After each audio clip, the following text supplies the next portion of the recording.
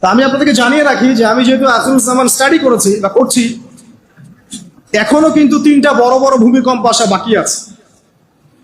নবী করিম সাল্লাল্লাহু আলাইহি ওয়াসাল্লাম একদিন মসজিদের সামনে যাচ্ছেন, সাহাবীরা ভিতরে বসে আছে।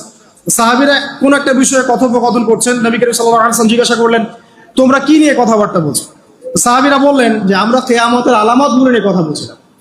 তখন নবীজি বললেন সাল্লাল্লাহু আলাইহি ওয়াসাল্লাম, 10টা আলামত আসার আগে কিয়ামত হবে না।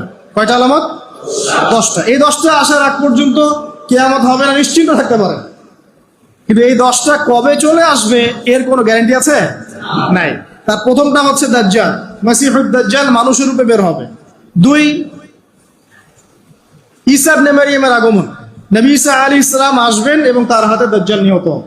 কোথায় নিহত হবে সেটাও বলে দেওয়া আছে, প্যালেস্টাইনের বাবেলুদ নামক জায়গায়, যে জায়গাটা অলরেডি প্রস্তুত।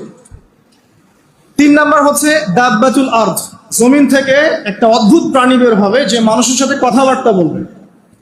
এটা হাদিসে আছে কিন্তু, তা আমরা এখন নিঃসন্দেহে 90% মানুষ বিশ্বাস করবে না। এবং যারা একটু বেশি চেতনাধারী তারা বলবে যে মোল্লা মুন্সিদের কথা শোনো, প্রাণী বলে আবার কথা বলবে। কিন্তু হ্যাঁ, এই কথাটাই যদি নাসা বলে, যে হ্যাঁ একটা প্রাণী আছে পৃথিবীর গভীরে, সে অচিরেই বের হবে এবং কথা বলবে, দেখবেন সবাই বিশ্বাস করছে। দেখেন চিন্তাগত শিরক। দেখেন যখন আমরা ওইসব মিডিয়া থেকে কোনো কথা আসে, আমরা নিশ্চিন্তে নির্দ্বিধায় বিশ্বাস করি। আল্লাহ পাক হাদিসে বলছেন, নবী হাদিসে বলছেন দাব্বাতুল আরদ বের হবে, মানুষের সাথে কথাবার্তা বলবে, মানুষ বিশ্বাস করতে চায় না। আর কি? ধোঁয়া, এই ধোঁয়ায় আকাশ ছেয়ে যাবে, ধোঁয়া দিয়ে আকাশ ছেয়ে যাবে। এবং এত বড় ধোঁয়া বিশ্ববাসী কখনো দেখে নাই। এখন অনেকে বলছেন, এখনকার আধুনিক স্কলার যারা, অনেক স্কলারের এটা মত, এটা কিন্তু হাদিসে নাই, তাদের মত হতে পারে যে একটা নিউক্লিয়ার এক্সপ্লোশন হবে।